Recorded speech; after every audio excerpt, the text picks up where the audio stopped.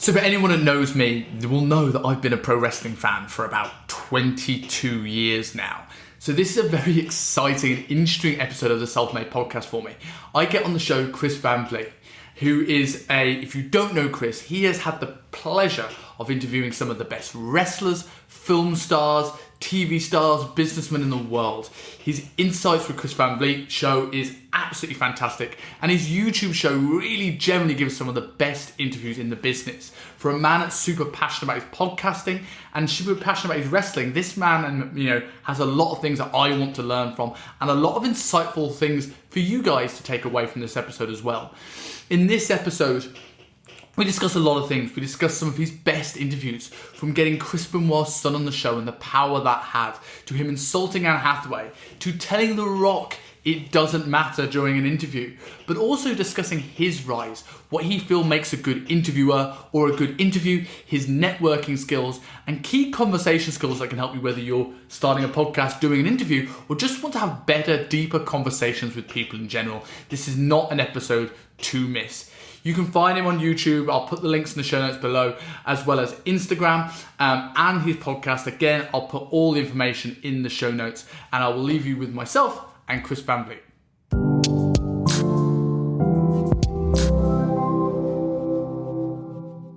So for only the second time, I've managed to get someone on the show that is, my other hobby, other than training and fitness and health. After Simon Miller, you're now my second, pro wrestling link guest. But for people who aren't wrestling fans or movie fans, and we'll come on to that in a bit, tell us a little bit about yourself, who you are.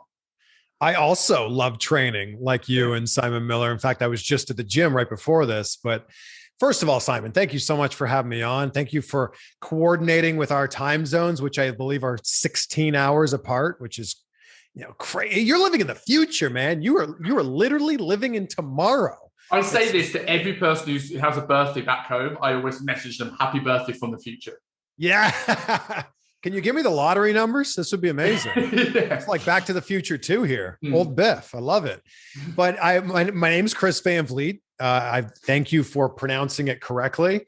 And I've worked my entire career as a broadcaster, TV host, radio host, been super passionate about broadcasting. And as things are kind of starting to shift in terms of what broadcasting means and what the future of broadcasting might be, I started to go into YouTube and podcasting, and I'm sort of seeing that as a way to reach an even bigger audience than being on TV, which is what I've done for most of my career. So I think at the heart of this, I love talking to interesting people, and I love being able to figure out, like, how did somebody get to where they're at? You don't get to win 7 Super Bowls like Tom Brady, or win several Oscars like, number of actors, by accident.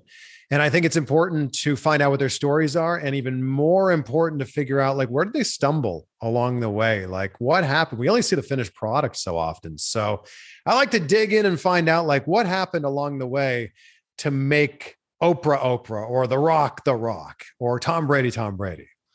I totally agree with that. And as I said in the post I put yesterday, it's like the podcast for me was a huge passion project that I didn't get off the ground for many reasons. I was holding it off. And the thing that made this such an exciting prospect, and continues to be such an exciting prospect, is exactly that. It's finding out a little bit about, like, the people that are successful. They're no massively different to any of us. It's almost just sort of like, okay, what are the things that they've done every single day? What's the people they've met? What's the networks they've had? What's the lessons they've learned? And I find that fascinating. There's something really captivating about being in a room with somebody that's managed to achieve something. And I was interested to get you on, because it's we always talk about your job almost is to listen to these guys. And like the amount of like lessons that you must have learned from speaking to people like, The Rock, Henry Cavill, RVD, all these big names, and many more. There must be so many things that you've sort of learned from that process. But like, before we go into your journey and where we're coming to that, you mentioned, changing what the future of broadcasting is. I mean, do you find that YouTube now is a much bigger platform than any of the TV work that you did previously? Is that primarily all your business now? Yeah. And what's really interesting is I feel like most people just know me as the quote unquote wrestling guy, or the quote unquote wrestling interviewer. And I'm like, that's really kind. Like, I appreciate that. And I've certainly interviewed a lot of wrestlers, but interviewed a lot of different people from a lot of different walks of life, but when you're passionate about wrestling and you're able to do interviews with people who are wrestlers, that was where I really started to see a lot of growth. But look, I think that broadcasting has just changed a lot. Broadcasting used to quite literally be, those two words together, broadcasting, and something, broadcasters or broadcasting networks would put something on TV.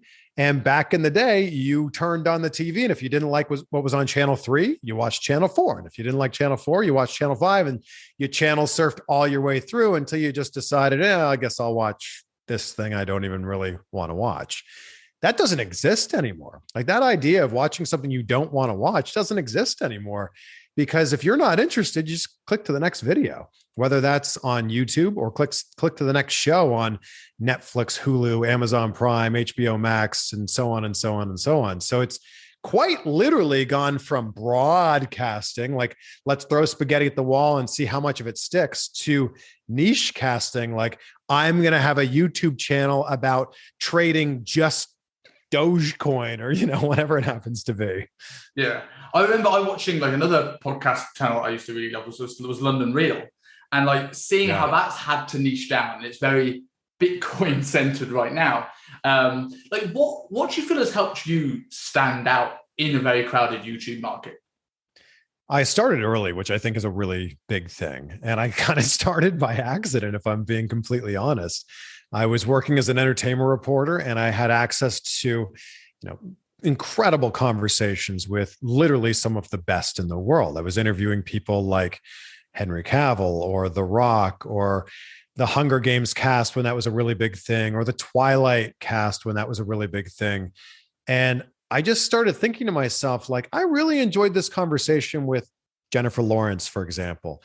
It's too bad that if you weren't watching Channel 19 on this exact Wednesday at 4:17 p.m., that you'd never see it. And I just started taking the raw version of those interviews and just throwing them on my YouTube channel, just kind of as like a digital place for them to live, like a digital library. So that was 2011, when I was just kind of throwing these videos up just so that they would exist somewhere. And if you happen to be a fan of Jennifer Lawrence, you might stumble across this one day. So I think that was a really big thing early on, is just having the access that I had, and not too many other people were having these digital libraries, if you will. So that was a really big thing, I think, early on. And then as I kind of got going, a super important thing was just being consistent. And I think that the best thing about podcasting or YouTube is that anybody can do it. And the worst thing about podcasts and YouTube is that anybody can do it. And I think it's really important to, number one, ask yourself, why am I doing this? Is this just a hobby? Or am I going to try to like turn this into some sort of a business and make money off of it? And also, like, what is my plan now that I've determined this is a hobby or a business? What's my plan now? And I just started being consistent. And I think I started with like, I'm going to do 50 wrestling interviews this year, and just started setting goals for myself and chasing after those. Yeah, I think one of the big things I said, as I was looking back yesterday, looking over this show, it's like, I couldn't believe how quickly I was up at like 38, 40, plus like interviews. And it was just, I set myself that target. It's like, I'm going to have a very least every Monday an interview on. And I very rarely repeated one, because I'm pushed by that deadline to start messaging random people. And I think that's really interesting, because if you asked me a year ago, or I didn't set myself the deadline of doing that, I wouldn't have been on this interview today, because I would have seen the people with bigger followings than me, or people that I admired. I go, they won't want to be on. So I just would have probably just not done it and chatted to my friends and then run out of people. But because I have that deadline, it's like, okay, well, I'm just going to drop a message here. And 8 out of 10 will get ignored. And I'm always a very big believer in, like, as you're building a brand, I'm sure you agree with the same thing. There must be people that jumped out and helped you out in the early part of your career when you weren't as well known as you maybe are today within the field. Like, who were some of those early interviews that sort of took you to a next level, whether it was on YouTube, whether it's when working for MTV2 or wherever? Well, Simon, I was like so lucky to have a network of like a television network behind me. So they weren't necessarily doing an interview with me because I was Chris. They were doing an interview with me because I was the representative of the TV network that I worked for. So, I mean, that worked in my favor massively. To be able to be on an actual TV network carried a lot of weight when you were interviewing. I was like 2 years into my career and I interviewed Oprah, or like, I was covering the Toronto International Film Festival and got to interview like quite literally some of the biggest stars in the world. So I think that helped a ton in terms of like YouTube views and new YouTube notoriety. I had a ton of success interviewing the Hunger Games cast, Twilight, like those were like million view interviews in like a week. And then I knew that I was going to have access to Henry Cavill. When he got named as Superman, I had access to him for another film, and I just happened to ask him about it. And then it became like a headline. And I went, oh, I think we're onto something here. Like maybe I can find a headline with this famous person that I'm interviewing and throw that up on my YouTube channel. Also use that clip on TV. So I think where I really saw the value in wrestling interviews was I interviewed The Miz in 2011. He was throwing out the first pitch for the Cleveland Indians. And it was like a 3-minute interview, and still on my YouTube channel if you want to check it out. And we were just kind of chatting before we officially started the interview. And I said, oh, I just saw you at WrestleMania. And he's like, oh man, he basically dropped during that chat that he was concussed and didn't remember, winning or retaining the championship at WrestleMania 27. I didn't think anything of it, posted the interview, went to bed that night. I had 5 followers at the time, 5 subscribers, woke up the next day and there were 6,000 views in that video. And I went, whoa, well, that's interesting. Woke up the next day and there was like 36,000 views. And I went, oh, there's something on to the idea of people embedding this video or sharing this video. And that was where I was kind of like, oh, I'll just try to do this a little bit more often if possible. I remember, I think the first time I came across you at YouTube was actually nothing to do with pro wrestling.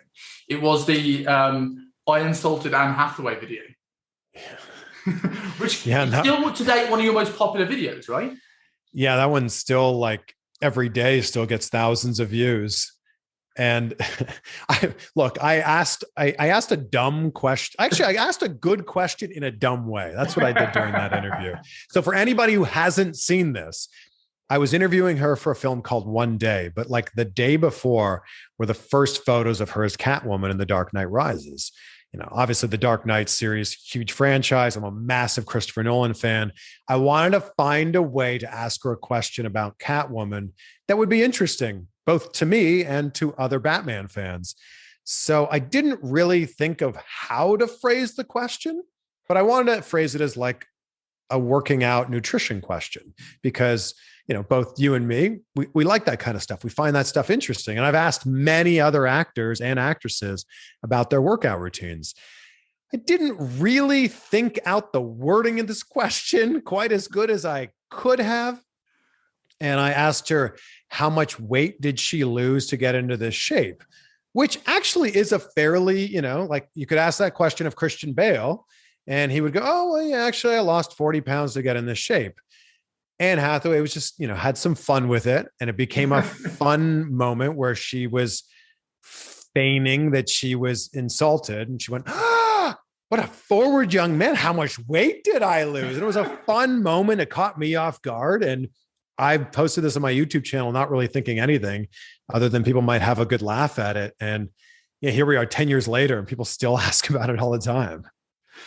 Speaking of getting caught off guard during an interview, you got the opportunity to do something which very, very few people will ever get a chance to do. And that's say it doesn't matter to The Rock. Was that a planned moment? Or was that something that you literally just did off the cuff? And what was his genuine reaction to it? So I went into this interview. This was Fast and Furious 6. And I was like, okay, I definitely want to ask The Rock about CM Punk, who had just entered the UFC. I want to see what his take is on that.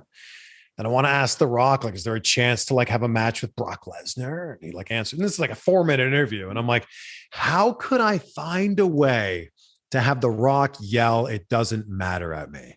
And I was like setting up this situation. I said, could we set up a scenario Where Hobbs would say it doesn't matter because Hobbs is so similar to The Rock. His character in Fast and Furious seems very Rock-like. And it's funny, if you watch this video back, The Rock goes, like he cocks his head to the side. Yeah, sure. Give me the scenario. And he's just waiting to drop "it doesn't matter" on me. And I'm like, okay, I got to think of a scenario in my head here. All right, I'm going to be driving down the street. It doesn't matter what the scenario is. And I'm like, this is so great. And like, what an honor.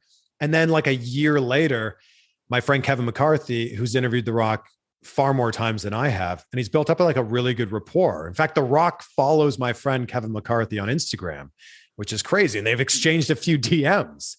So he goes, do you like, Kevin's like not a huge wrestling fan, but he's like, do you think I could pull "and it doesn't matter" on The Rock? And I'm like, oh yeah, I think if anyone could do it, it's you. The Rock follows you on Instagram. Of course, if anyone could do it, it's you. So for like days, I was showing him all these different "it doesn't matter" videos and "it doesn't matter" compilations. And sure enough, he did it. And I'm like, that is such a cool moment. I recently reshared it on my Instagram and my TikTok, and people just love it because The Rock plays along with it. So my friend Kevin gets The Rock with an "it doesn't matter." And then The Rock 10 seconds later gets him back. And it was such a cool moment. Oh, that's absolutely awesome. Going back a little bit to Henry Cavill, this is a big tangent, but I've got to ask this because as I say, it's my passions are pro wrestling, hence a t-shirt, fitness, health, that kind of thing, but also James Bond. And after that, having a little bit of, back and forth with Henry Cavill, do you think he's going to be the next James Bond? That's such a great question. That's $1 million question, right? What's really interesting, and I don't want to go off on another tangent, so this would be a tangent on a tangent, but what's really interesting is the only names that are being thrown around for James Bond are British actors. And I get that. But what's interesting is so many iconic Americans have been played by British actors. And what's funny is the idea of an American playing this British icon of 007 is like, how dare you even think about that? Yet Abraham Lincoln, Superman, Martin Luther King were all played recently by Brits. And it's just so funny to me that people can't even wrap their head around the idea that someone other than a Brit might possibly play 007. Let's be honest, it's probably never going to happen. But I find that very interesting. I think that Henry Cavill would be an amazing 007. He's an amazing actor. I think the only problem they might run into is that he's too recognizable as Superman. And that's a pretty great thing to be recognized for. But I think that he might be too recognizable as Superman that he might not be able to be the face of another franchise. So I would think that, yeah, he would slide into that role perfectly. I just think it's probably not going to be him.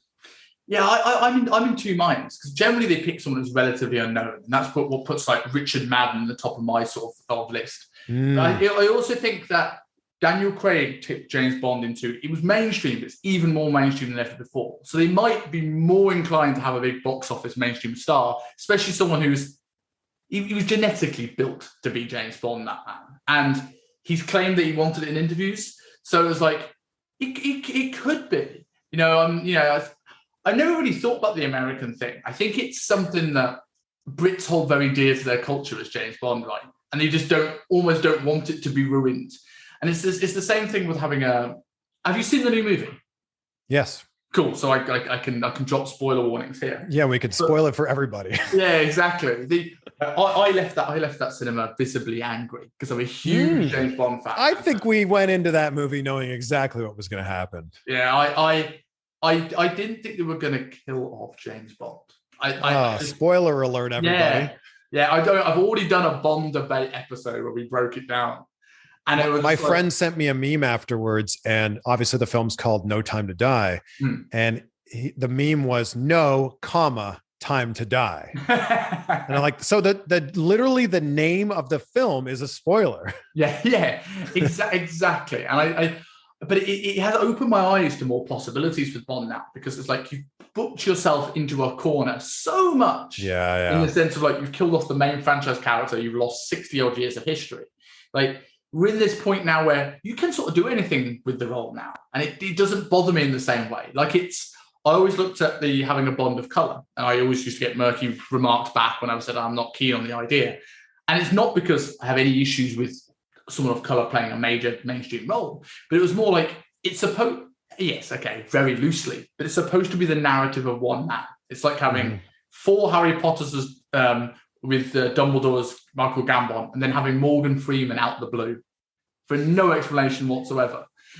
But now I suppose you could open it up to, Idris may be a bit old now, but they have the guy from Bridgerton's been talked about. The Rock has asked who said he wants it, which would be strange. But, I think they're going to have to, what was Daniel Craig, 31, 2 when he first took the role? I think he would have been a bit older now. I think he would be mid to late 30s. Maybe it was 37. I think it was 37. Yeah. I mean, we can look this up. In fact, everybody's like, how did these guys not know? I think Idris made a lot of sense, but the exact reason that he won't play Bond is the exact reason that Daniel Craig is not playing Bond anymore. Yeah. And it's just that he's aged out of that character, at least to start fresh now. Yeah. But Idris, of all the names that are being talked about, Idris is probably the most talented actor of all those. Look, it's a subjective art. I get that. But Idris's depth of work is unbelievable. And he's been talked about potentially for a villain role, I hear, recently. Oh, I could see that. Totally on board for, especially in a more realistic sort of setting, non-Marvel cinematic universe sort of thing, like a realistic, smart villain. I think. Well, he did it in Fast and Furious. Yeah. Look, I think the best thing that's happened to the James Bond films over the last decade or so is Mission Impossible. Mission Impossible started taking these fantastical, crazy storylines and cementing them in the real world. Whereas Fast and Furious kind of took these fantastical, crazy storylines and, drove a car into space. Spoiler alert, everybody. So I think that Tom Cruise and the Mission Impossible franchise has raised the bar so much. Like I was watching No Time to Die thinking, man, this feels a lot like Mission Impossible. Yeah. When we were doing the Bond debate, my mate was like, he felt very Mission Impossible when they had the magnets.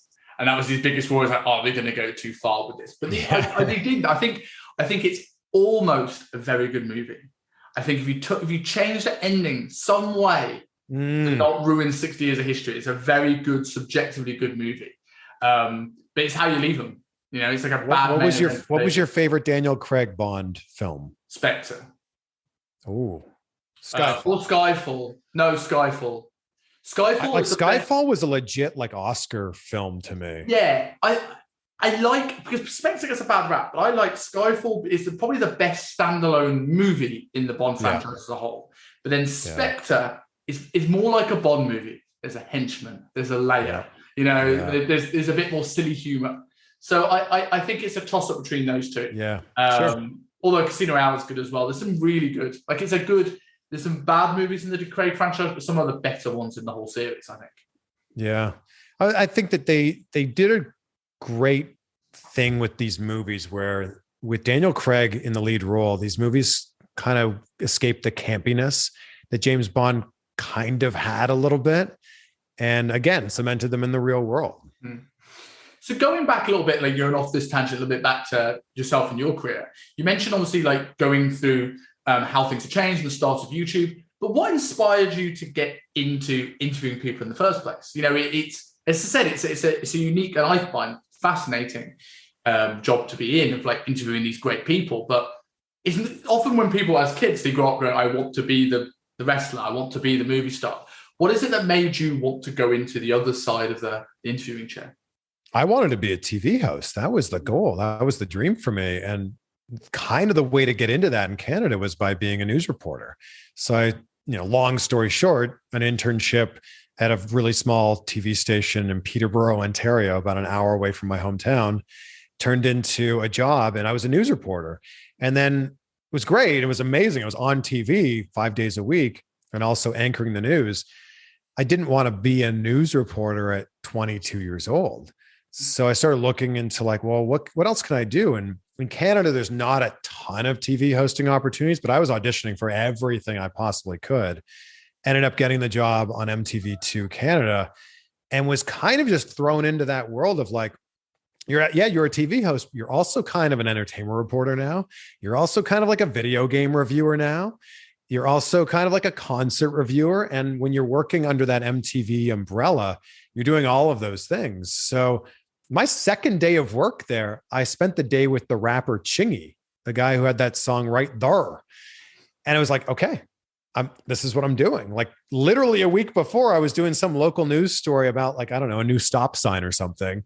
And now I'm spending the day with one of the hottest rappers in 2006 at that time. So I just was fascinated by people and fascinated by hearing their story. And I also learned through that process that the better the questions that you ask, the better the quality of the answers that you'll get.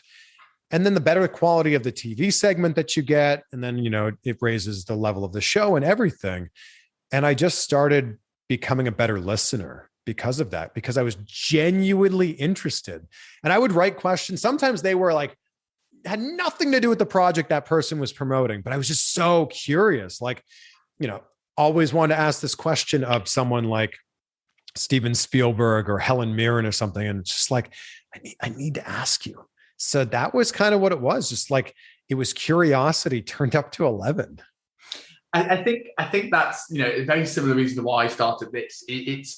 I'm that person who's nosy by nature. Like if I walk past a grand building, I see a light on, I want to know what goes on in there. Like what is happening behind closed doors? I like being the fly on the wall.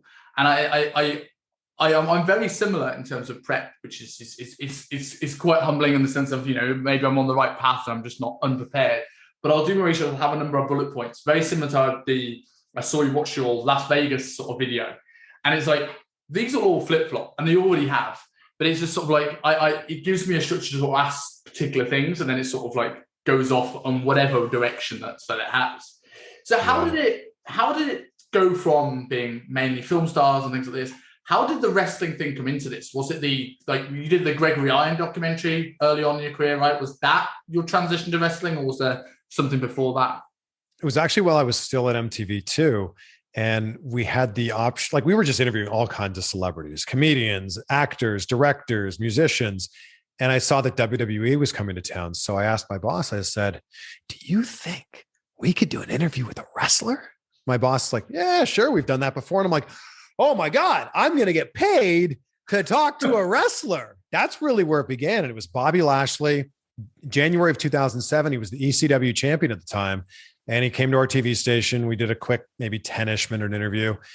We turned it into like a 3-minute TV segment, which I recently reposted on my YouTube channel. And it's just so ridiculous thinking like, I thought that was a good TV segment. And I look back now and I go, that wasn't that great. So that was really it. And every TV station that I went to, it's no secret that I'm a wrestling fan. So I would just kind of make it known that I was a wrestling fan. And I would always kind of watch the event calendar.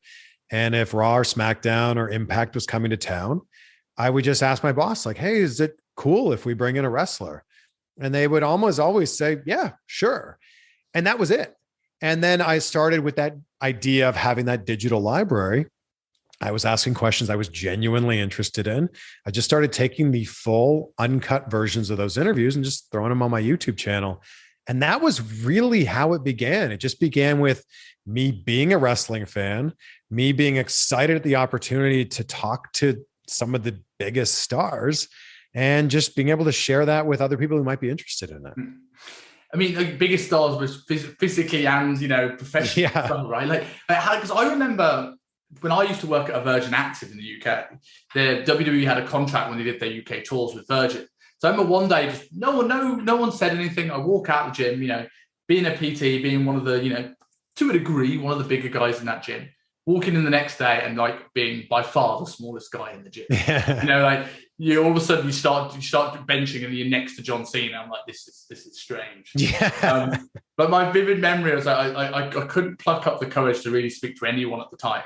I remember going up to Daniel Bryan because I felt he was the least threatening out of the lot. And I remember being told to crouch down for the photo because he was smaller than me. No and I was way. I still bring up that photo every now and again. It's like, every time there's a a Daniel Bryan main event that will go back on my Instagram, just being recycled. Yeah. How was it going into sort of like a land of total giants? Like, as a man who trains and is into that sort of thing, like, is it quite awe-inspiring? Is it quite nerve-wracking meeting these guys, or has it just become second nature to you now?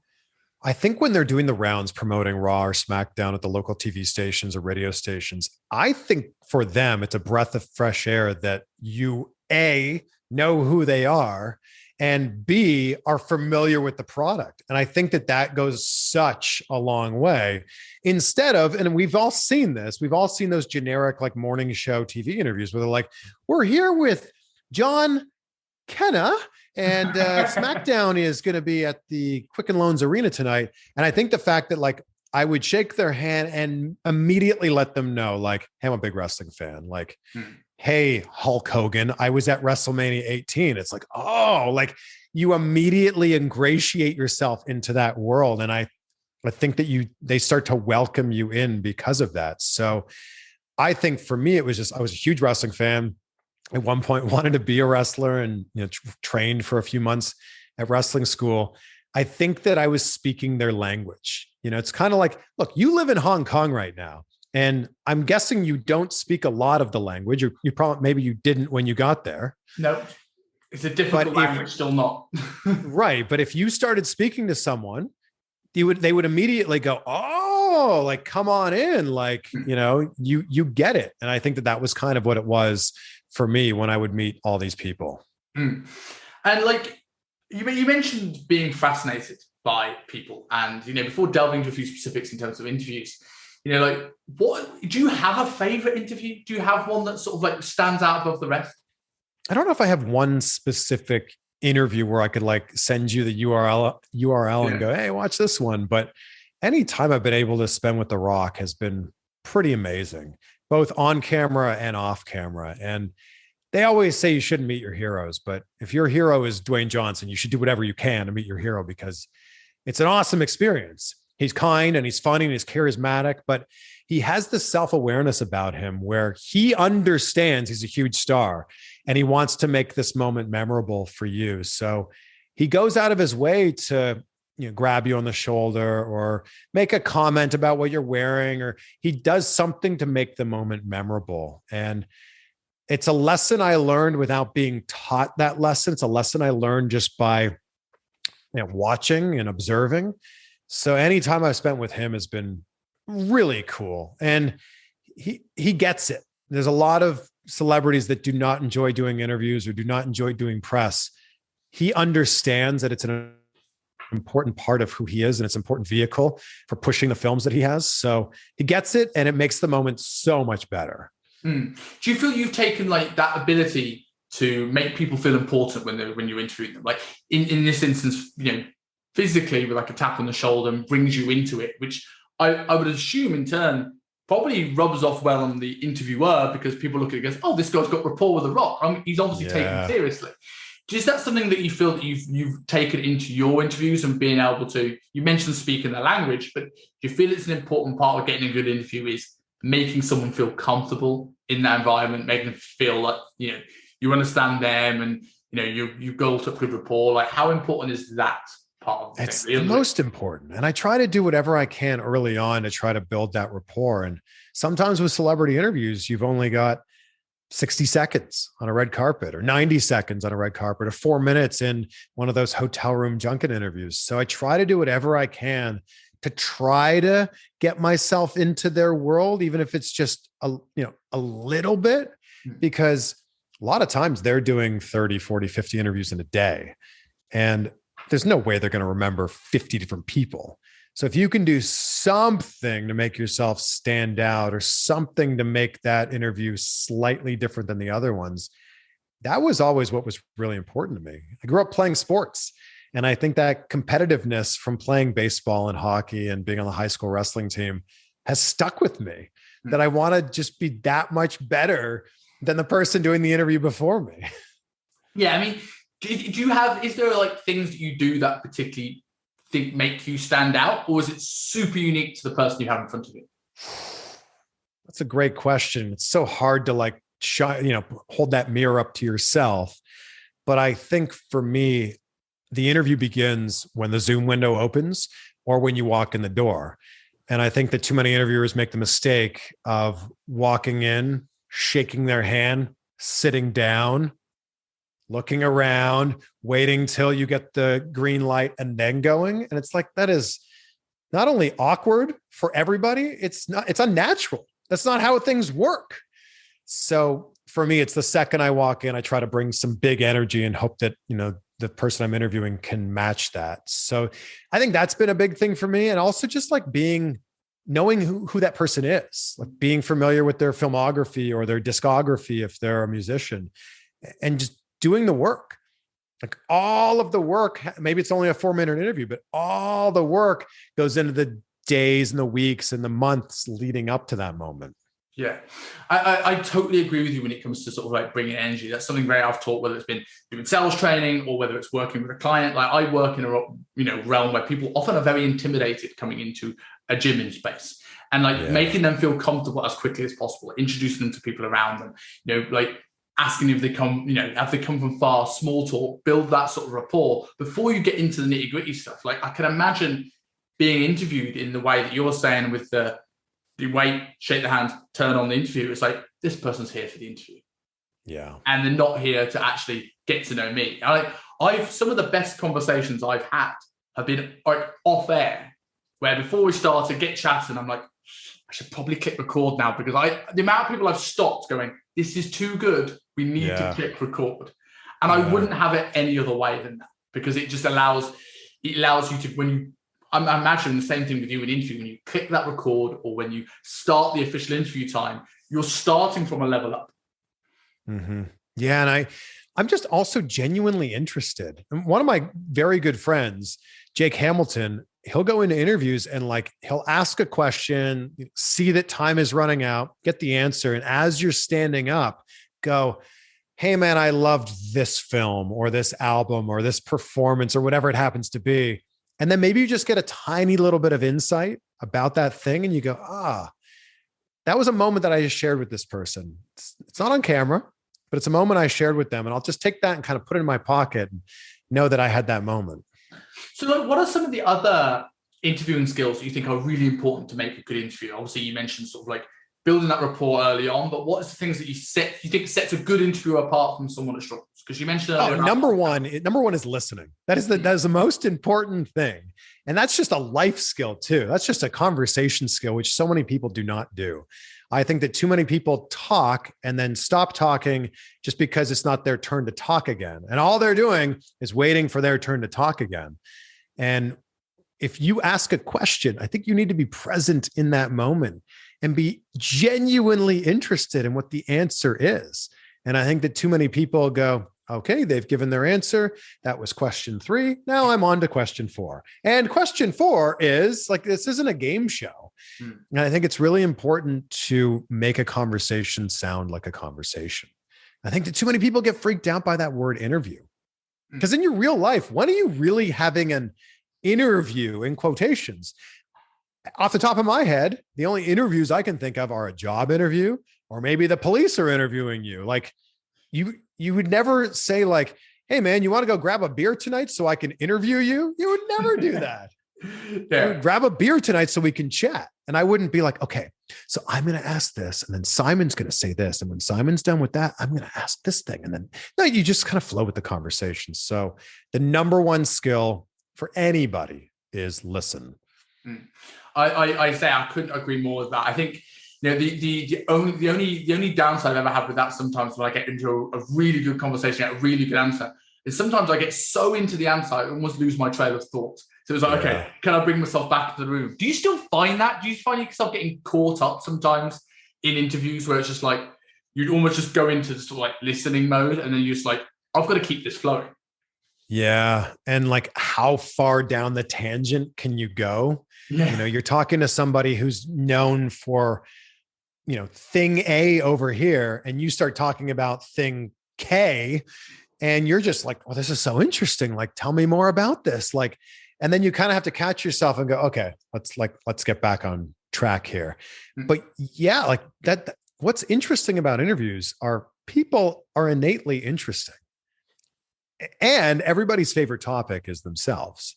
So if you can ask a lot of questions about that person, I mean, a lot of people just love speaking about that. So I think I learned two very specific things from spending so many years in the news industry. And one goes back to what you were saying earlier about like needing to book guests for every show is I put deadlines on myself now. And that's what, when you work in the news industry, your deadline is 6 p.m. that night. And if it's not ready to go, like you're in big trouble. And I think the other thing is when I go into an interview and it's 4 minutes and we're supposed to talk about, the latest James Bond film, and you're going way off track, you've got to go, okay, all right, let's bring this train back on the tracks here and address the thing that we're talking about. So I think that the background I've had in that has been very helpful. But this is the great thing about podcasts. This is one of the best things about podcasts is the conversations are not watered down to just a soundbite here and a soundbite there. It's one of the reasons I love listening to Joe Rogan. He'll bring someone on and not even really talk about what their profession is. Just chat.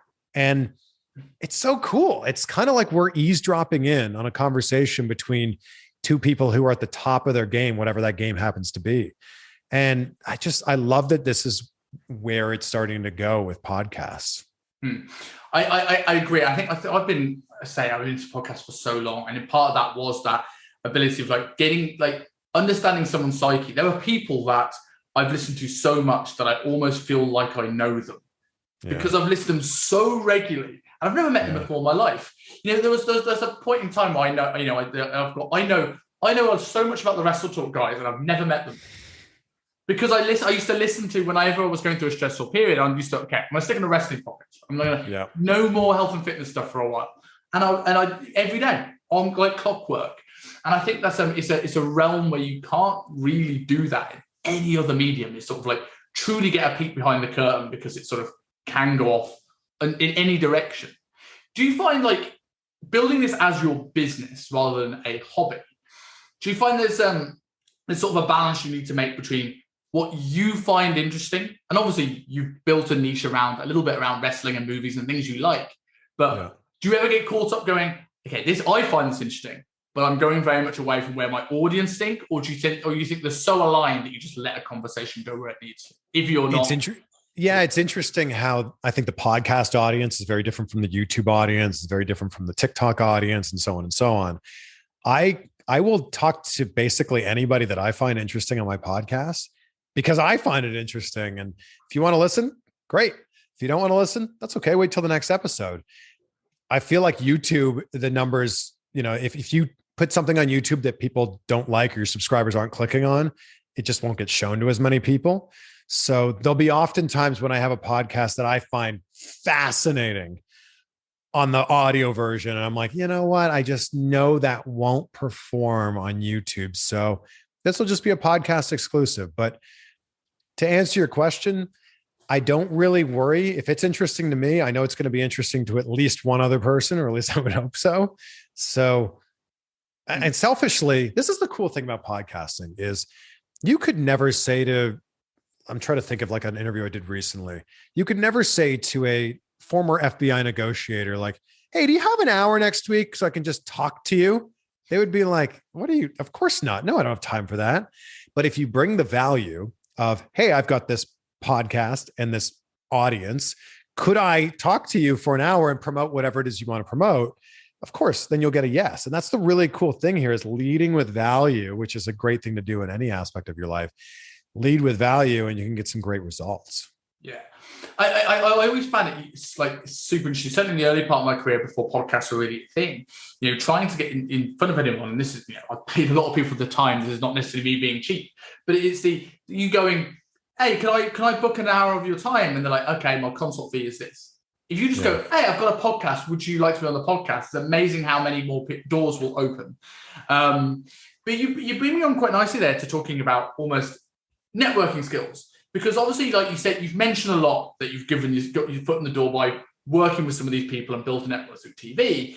Yeah. But to keep this going, keep this YouTube channel going since 2011, there must have been skills that you've learned, you feel, has allowed you to get into certain markets, or even expand your horizon to get different people on. I watched in the Vegas episode, you had from Jay Cutler to Carrot Top to RVD. That shows the breadth of variety of people you speak to.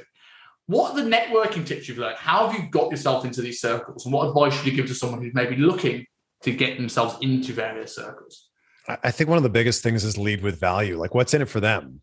Their time is very important. Not that yours isn't, but their time is super important. So what's in it for them? And I think that too many people lead with what's in it for you. Like, hey, come be on my podcast.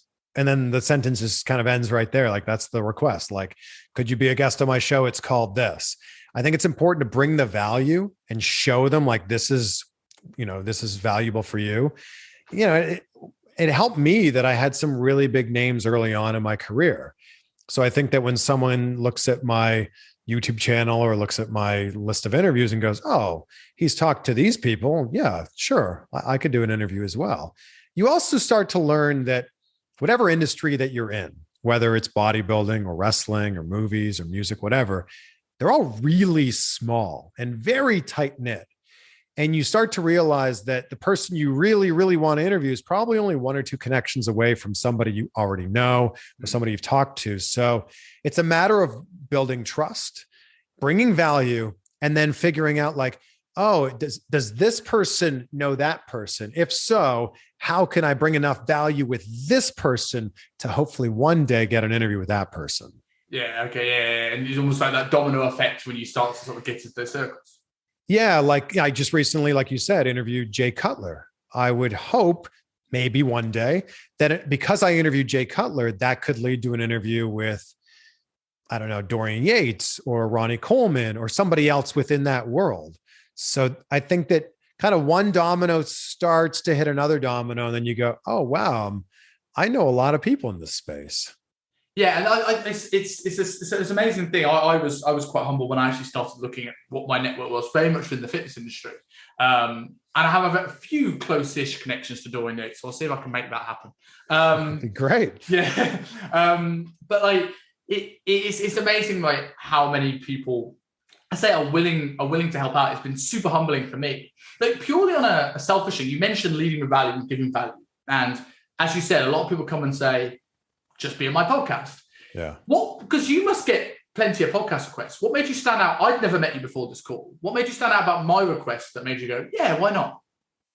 I think that what the work that you do is pretty great. So congrats to you on what you've done and what you've built here.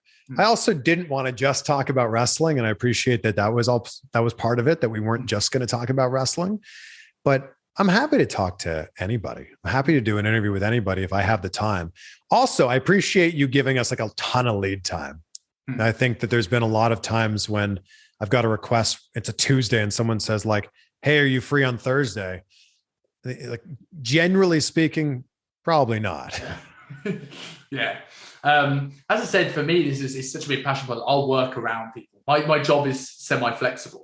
Going into like some of the interesting interviews, like, to as close off, because I know you've got something, very shortly. One of the ones I wanted to speak about was the David Benoit interview, giving David Benoit a voice. In some ways, that was extremely brave and extremely powerful interview, because this is giving a voice to a man whose family have been silenced for a decade, even though through no fault necessarily of his own. How did that interview come about, and what do you think the impact of that was for yourself and maybe for him? That interview came about in the most random way. He sent me a message on Instagram and said, I love listening to your interviews. And I went, oh, cool. Thanks. We followed each other on Instagram. And he said, if you ever want to have me on, I'd love to be a guest. And I went, oh, wow. Like, yeah, for sure. Let's make that happen. I'll fly to you in Edmonton and we'll make it happen. He's like, well, I'm going to be in Las Vegas at some point in the next few months. I'll let you know when I'm there. And we just kept in touch, and we still keep in touch. And he was like, all right, I'm going to be in Las Vegas on these dates in January. And I went, done. I will fly myself there. We will make this happen. What you don't see on camera is everything that happened before the interview. I flew in we were doing the interview, I believe, on a Thursday morning in Las Vegas. I flew in that Wednesday night. My flight got in at like 6 p.m. We weren't doing the interview till 10 a.m. the next morning. As I'm landing, I shot him a message and said, hey, if you don't have any plans tonight, do you want to grab a drink? And he said, sure. Because yeah, me and my buddy are just finishing up dinner. Like, well, let's go grab a drink. So we ended up spending the night walking around the Las Vegas Strip, just drinking those giant drinks that you drink when you're in Las Vegas, those yard drinks. And that broke the ice so much, rather than just me knocking on his hotel room door. Hey, I'm here for the interview to talk about, the craziness in your family. The fact that we were able to spend all that time really broke the ice. And there was one point that night when he looked at me and he goes, hey, I just want you to know, bro, nothing's off limits. And I went, nothing? He goes, no, I trust you and talk about whatever you want. I went, okay. And that was what made the interview so much more comfortable than it could have been. Yeah. Because you mentioned earlier on, like, what is the thing that, is interesting when you go into an interview? What's the thing that you want to get out of this? And I can imagine going into an interview like that. I mean, obviously it's not necessarily a very nice topic, but it's one of those things, it's the elephant in the room. And knowing that that's okay must have eased your nerves, I presume, tremendously. Yeah. I mean, the interview was like 30-ish minutes. It had to come up at some point in time. It had to come up. And boy, there were a lot of things in that interview I don't think he had ever spoken about. Certainly not publicly. He really hadn't done a lot of interviews, but I think that it was like therapeutic for him. I think that you could physically see a weight lifting off of his chest between the start of the interview and the end of the interview. Yeah, I felt that. I felt that watching. I thought that was incredibly powerful and very brave on his part, but also brave on your part, because it's something that there's so much.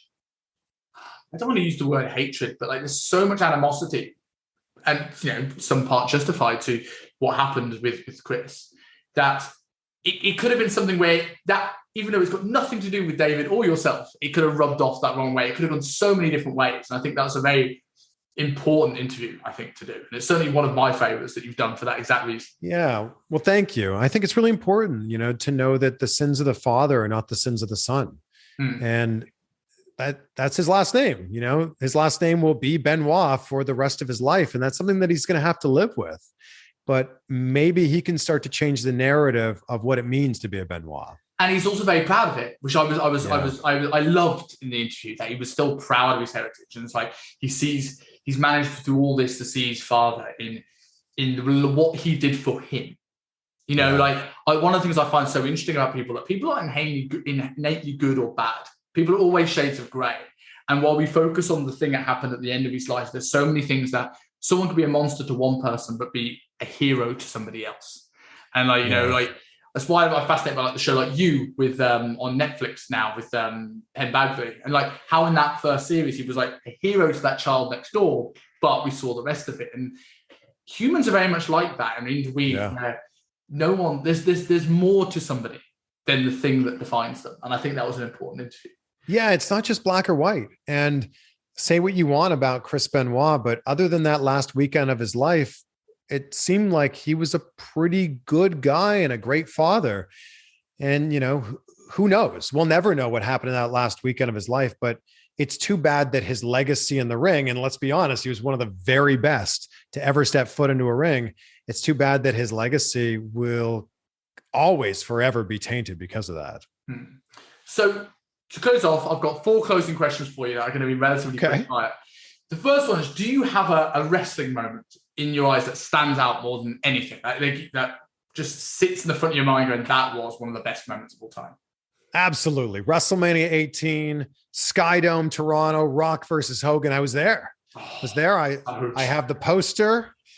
This is my ticket in the bottom corner here. Hulk Hogan signed this as well. So I was there, fully went into that match expecting to cheer for The Rock. He loved The Rock. And then as soon as the match started, I found myself cheering for Hogan like everybody else. And the first time I interviewed The Rock, I told him, I said, I was there. Rock Hogan, my favorite match of all time. He goes, oh yeah? Who are you cheering for? So I was cheering for Hogan. He goes, me too. Yeah, I mean, I think for me, there was like the 2 moments stand out. One is going to some, I've not been to too many wrestling events, being from the UK, and now nothing happens in Hong Kong. But the going to see at the Royal Albert Hall the NXT event where Mustache Mountain beat the Undisputed Era was a moment. I remember sort of the guy I was with, we got all right seats, and they were like, there's a space in the front row. Let's just like act confident and just go. And then all of a sudden, like no one questioned, just bang, straight in the front row. Shaking hands with Aleister Black and things like that. I was like, yeah, awesome. And the other one was the reason I got this t-shirt. I have never heard a pop, a sustained pop like that second episode of Rampage. I just think that's unbelievable. That was a pretty special moment. So going on to the next thing. So I've said this in my like DMs beforehand. Secrets to the Fountain of Youth. Like, how do you not age? You're like, it's more than Paul Rudd. That's very kind. Just great lighting. Great lighting helps a lot. I think it's not unlike your secret. It's like health is wealth. Health is such an important thing. And Robin Sharma has this great quote. I hope I'm doing it justice, but it's health is the crown that the well man wears that only the sick man can see. And it's basically saying like, you don't understand how good you've got it till it's gone. And that's why I spend a lot of time in the gym or a lot of time just being active and hiking or walking. I think that's just a big thing. Like health is wealth. And, you've probably seen on my YouTube channel that I promote a skincare line called Tiege Hanley. And like the reason I promote it is because like it seriously works. And if you are a man and your age begins with a 3 and you're not doing any sort of moisturizing on your face, like you are going to like the future version of yourself is going to be so mad at you for not taking care of yourself earlier on. Okay. I'll very much bear that in mind. And it's, if you ever get any time and want to do a round 2, I'd love to chat health, fitness, skincare. Sure. Yeah. I'd love to. So last couple of questions. One, what was it like getting a chop from Sean Spears? Well, at that point in the day, I had already taken 18 chops. So one more was, just heaping a few more stacks of hay onto the big pile, a few more scoops of dog poop onto the big pile, but look, there's a reason that Sean Spears and Tyler Breeze are in the position that they're in. Like they're so good at everything that they do in the ring. That moment was cool, man. I will say the way that we made it look in the video was that it was their idea to give me a bunch of chops. It was fully my idea to take 20 chops. I brought it all on myself. When I got there, I said to Sean Spears, I said, let's make it a segment where I'm in the ring, like promoting your wrestling school. And, I can take a bump. I can run the ropes. And he goes, yeah, well, how about after you've done all that? How about I give you a chop? And I'm like, yeah, it's fine with me. Sure. I'll take a chop, but let's make it more interesting. Like, why don't we line up all your students and have them chop me? And he's like, oh, okay. So yeah, that's how that whole thing came together. You saw my chest all red and welted. It took about 6 days for the swelling to go down. And my chest went from purple to red to pink to then just bruised like that yellowy brown. And then fine. I have a permanent handprint in my chest now, but that's neither here nor there. The closest thing I remember is that I've done horrible 10 plus exercise quad leg sessions where I've had bruises on my legs from them and couldn't walk for 7 or 8 days. And I can't imagine that for the 18 odd days of recovery. So final question I have, because I know you've got something coming up, and it's turning your own questions back on you. What are 3 things that you are grateful for? Ooh, love this. I practice gratitude every single day. I start with it and I end with it. So for me, it's health. Going back to what we were just saying, like how fortunate are we to be healthy, especially in a time like this? Number 2, my family. And that extends out to all my friends, my girlfriend, everybody that I love in my life. But my parents just celebrated their 47th wedding anniversary, which I mentioned in that vlog that I did at the studio tour in Las Vegas. And man, 47 years, especially in this time, is crazy. And they've given such an amazing example of partnership and companionship and love that I hope to one day aspire to. But man, what they've done is amazing. And they're still best friends. And I'm just so grateful for opportunities. Like we are on the other side of the planet from each other. it is a different day for both of us. And we're sitting here and talking in real time. And I'm so incredibly grateful for that. And also grateful that if the pandemic were to ever happen in our timeline of life, this is, for better or for worse, the best time that it could have happened. Like if this happened in the 90s, what would happen? Like we wouldn't be able to be connected to people other than long distance phone calls.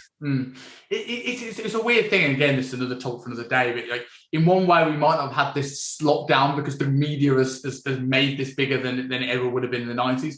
But I agree. Yeah. I think I've connected with more people via Instagram during the pandemic that I probably wouldn't have thought, because I would have gone, well, I'm just going to message my mate who's down the road. But now, because everyone is speaking virtually, it opens the doors to so many more interesting people. Yeah, it's normalized Zoom calls too. Like I didn't have Zoom before March of last year.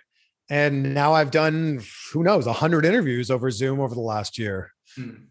Exactly. And I suppose it opens, that network even expands, because you don't have to be reliant on, when can you get a flight over? When can you land? It's like, can you do tomorrow? Well, maybe in your case, give a bit more time. Yeah, maybe. So where can people find you, whether it's through your YouTube channel, whether it's Instagram, whether it's the skincare line? Tell us a little bit about the stuff that you do. So on social media, it's at Chris Van Vliet, wherever you're, on social media. My YouTube channel is also my name. My podcast is Insight with Chris Van Vliet. So wherever you listen to podcasts, you can find my podcast, Insight with Chris Van Vliet. And man, again, thank you for making the time. Thank you for waking up early and working with the time zone thing. And I just really appreciate you and appreciate the great questions that you brought here today. Thank you very much. I appreciate that. It's been really, really, really good fun. And I always take I used to have a sign of a good podcast episode where I could do this for another hour and a half. And definitely tick that box. So thank you. Thank you very much. No, appreciate you.